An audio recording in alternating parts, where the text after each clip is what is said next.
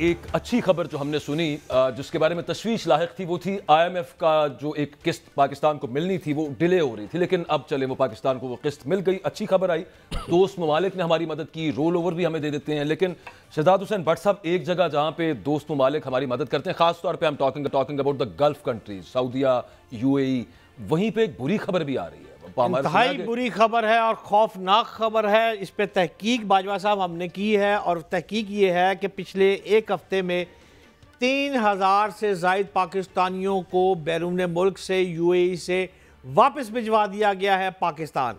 इस वक्त UAE में तकरीबन 17 लाख, जबकि सऊदी अरब में 20 लाख अफराद जो हैं वो पाकिस्तानी मकीम हैं। अब जो वापस भिजवाए गए हैं अफराद, उनको 3 कैटेगरी में बाजवा साहब तकसीम किया गया। पहली कैटेगरी है बैगर्स की, जो यहाँ से हमारे अफराद गए हैं वो वहाँ पर भीख मांगते थे। दूसरी कैटेगरी उन अफराद की जो हुनरमंद अफराद थे, उनको भिजवाया गया, वो वहाँ जाकर हुनरमंद नहीं निकले। जबकि तीसरी कैटेगरी वो थी जो सियासी सरगर्मियों में मुलव्वस अफराद थे, उनको भी वहाँ से वापस पाकिस्तान भिजवा दिया गया है। और ये सिलसिला बाजवा साहब यहाँ रुक नहीं रहा। अब UAE के बाद भी यूरोप से ज्यादा सख्त पॉलिसियां जो है इस वक्त UAE की हो गई हैं। इसमें बट साहब एक चीज देखें, सऊदिया हमने देखा है, वहां पे लोग जाते हैं रिलीजियस पिलग्रिमेज के लिए, हज के लिए, उम्रे के लिए जाते हैं, वहां पे लोग चलें।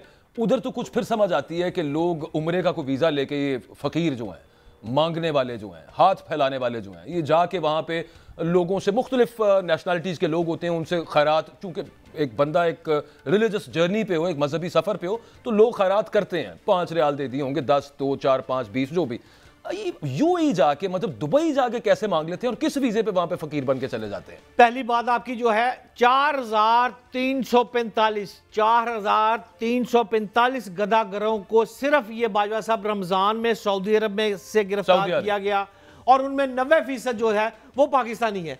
अच्छा, मैंने जब इस स्टोरी पर ओवरसीज से बात की है तो मैंने उनको ये कहा है कि आप बैगर इंडस्ट्री को प्रमोट कर रही हैं, हुकूमत सो रही है, क्या हम बैगर एक्सपोर्ट कर रहे हैं? ओवरसीज मिनिस्ट्री की बात कर रहे हैं? यस। अच्छा, ओवरसीज ने हमें यह बताया है कि इस पर UAE ने बाज़ाब्ता तहरीर तौर पर लिखा है।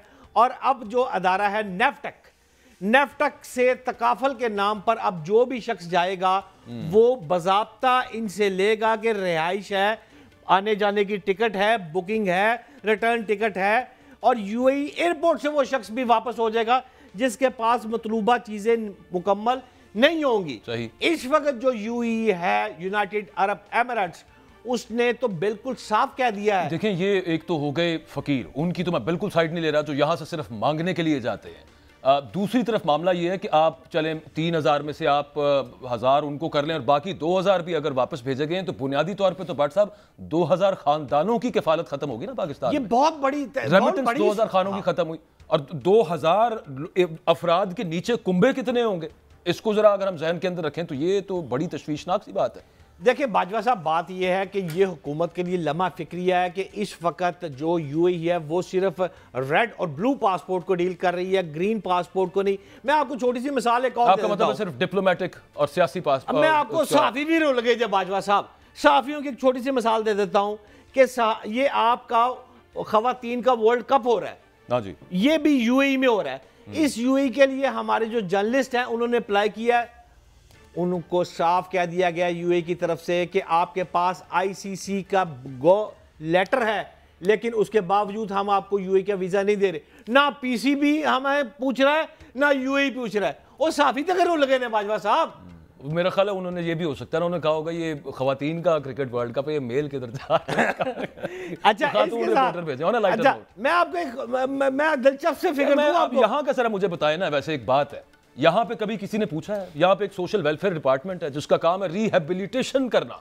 आपने देखा है, आप मुझे एक बात दिल पे हाथ रख के बताएं, बल्कि वो जो लोग देख रहे हैं वो बता दें यार, कोई एक ऐसा कोना लाहौर का बचा है भट्ट साहब, कोई वक्त ऐसा लाहौर का बचा है कि आप जाके गाड़ी पार्क करें या मोटरसाइकिल पार्क करें किसी ट्रैफिक सिग्नल के ऊपर, आपको आके टक टक टक 6-7 दफा कोई ना करे और मतलब आप मांग रही ना, सिर्फ वहां पे खड़ा हो।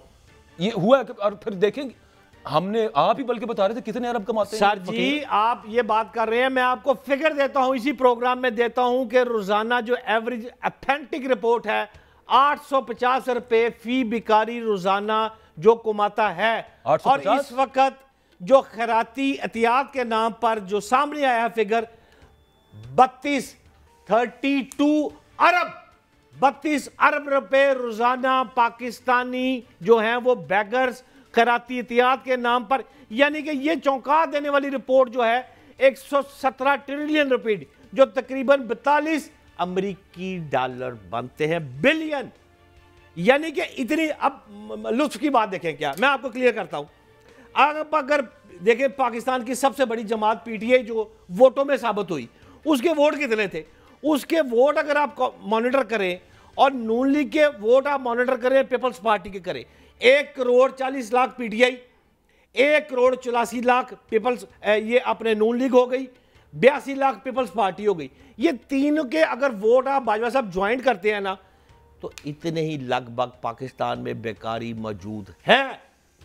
अच्छा। एग्जैक्ट फिगर आ रहा है, अब मैं आपको लिख पढ़ के तहकीकात के बाद कह रहा हूं। 25 करोड़ में से 4-5 करोड़ लोग भिखारी हैं। सर मैं 9.5 करोड़ का फिगर दे रहा हूं आपको। 9.5 करोड़ का मैं फिगर दे रहा हूं। 9.5 करोड़ लोग भीख मांगते हैं पाकिस्तान। 9.5 करोड़ अफराद बुनियादी जरूरियात जिंदगी पाकिस्तान में पूरी करने में मुश्किलात का शिकार वो ठीक है, लेकिन मैं तो कहा शायद 9.5 करोड़ लोग। हाँ, ये बात आपकी दुरुस्त है कि खते गुर्बत से नीचे इतने लोग हैं, इसमें कोई शक नहीं है। और यार हम तो सारा दिन सुप्रीम कोर्ट हाई कोर्ट करते रहते हैं ना, पीटीआई नून लीग के सौदा बेचते हैं।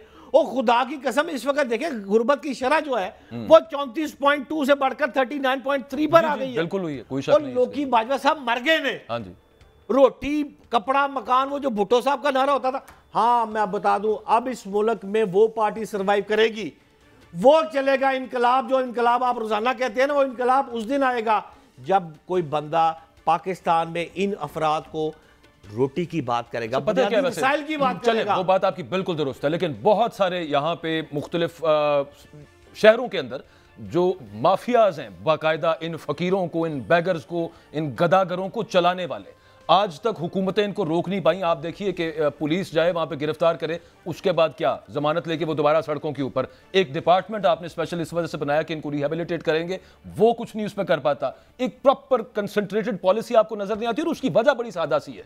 उसकी वजह यह है कि ये एक इन लोगों के अंदर ये एक इनका किरदार ऐसा बन गया हुआ है, इसके अलावा उनको काम करने में मजा भी कोई नहीं आता। यार बाजवा साहब, हमारी इज्जत रुल गई है बैरून मुल्क। आप ईरान चले जाए, आप यूएई चले जाए, आप सऊदी अरब चले जाए, खुदा की कसम भाई से शर्म है। ग्रीन पासपोर्ट की वैल्यू क्यों नहीं रह रही?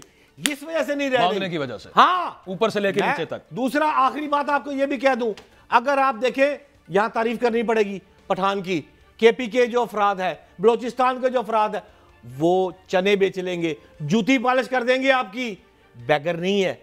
मेरी जो तहकीकाती रिपोर्ट है कि केपीके में, बलोचिस्तान में बहुत कम है, पंजाब में अफराद बैगर जो है वो बहुत ज्यादा है हर जगह पे। इसमें क्यों गवर्नमेंट सोई हुई है यार, क्यों नहीं करती? गवर्नमेंट कर भी लेना, वैसे इतनी बड़ी तादाद का कुछ कर भी ली। ये जो मिजाज पैदा हो गया हुआ है ना बैगरी वाला, और फिर अगर आप ये बताएं कि 32 अरब रुपया रोज का, जी 32 बिलियन रुपीस। आप सोचें कि पाकिस्तान की हुकूमत के जो डे टू डे मसाइल हैं, मैं मालियाती मसाइल की बात कर रहा हूं, 32 अरब रुपए अगर उसके अंदर ऐड कर दी जाए, उनका तो अच्छा खासा जो है ना हाथ खुला हो जाएगा, काफी सारे उनके मसाइल हल हो जाए। जो लोग यहाँ पे सिर्फ भिखारियों को दे रहे हैं, एक तो हुकूमत की कोई पॉलिसी नहीं है, और मैं सिर्फ इस गवर्नमेंट की बात नहीं कर रहा, इससे पहले भी प्रोविंशियल लेवल के ऊपर इस मामले को ट्रीट किया जाना चाहिए, किसी ने इस पर तवज्जो आज तक नहीं दी।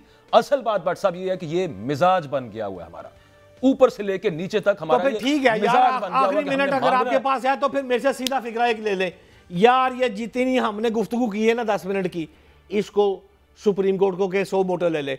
इस मसले का हाल है जो सियासतदाना नहीं करना, सुप्रीम कोर्ट तक पा दो, ऐसे करने फिर। देखिए वो हमारे यहाँ पे, मुझे माफ कर दे, वो जो कहा था ना कि मजबूरी है मांगना, क्या करें, खर्चा चलाना है ना। जैसे हम सक्सेसिव गवर्नमेंट चलाती रही है पाकिस्तान को, कम अज कम ये अल्लाह करे कि हम इस घन चक्कर में से निकले, कि मांगने वाले मामले में से बाहर आए। तो फिर आइन में तरमीम करना भी जरूरी है, वो भी मजबूरी है, वो किधर, वो भी है। वो भिखारियों के साथ किधर जोड़ दिए भट्ट साहब, मैंने तो कमाल कर रहे हैं यार आप, वैसे कमाल ही होगा। आप मजबूरी का लफ्ज क्यों कह रहे हैं भाईजान? फिर मजबूरी कह रहे हैं आप? मजबूरी है ना कि पाकिस्तान डिफॉल्ट खुदा न खास्ता कर देगा, हमें अपने रोजमर्रा के एक्सपेंडिचर्स पाकिस्तान में चलाने डिफॉल्ट के होता है लिए यार, पैसे बाजवा, चाहिए, अब नहीं होता। पैसे चाहिए होते हैं। खैर इस मिजाज को जब तक हम नहीं बदलेंगे, पाकिस्तान वैसे खुद कफील ना हो, आप एक्सपोर्ट्स कर रहे हो, आपकी इंपोर्ट्स उससे कम हो, मिजाज ऊपर से लेके नीचे फ्लो करता है।